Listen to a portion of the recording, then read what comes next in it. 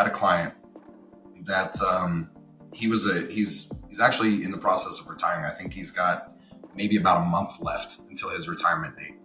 And so oddly enough, he's selling his company to another client of mine.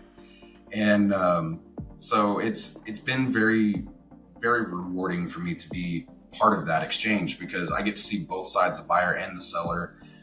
Plus I get to make a ton of new friends in the process. But one thing that I mentioned to him was, I said, you're where I aspire to be. And he looked at me and he goes, how do you mean? And I said, your operation, everything is streamlined. It's efficient. It's, you have great people in great places.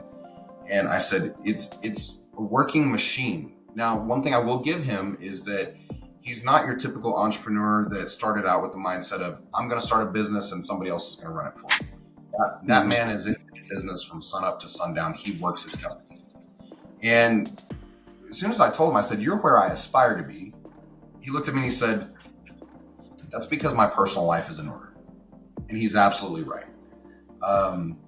If you look at, we'll take finance, because it doesn't matter if you're an 8th grader selling beef jerky to, the rest of the school or suckers or gum or whatever.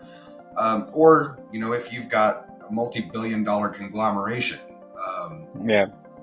the general result is the same. How you handle your finances on the small level will be how you handle them on the big level. And more so than that applies to also your relationships with people in your life.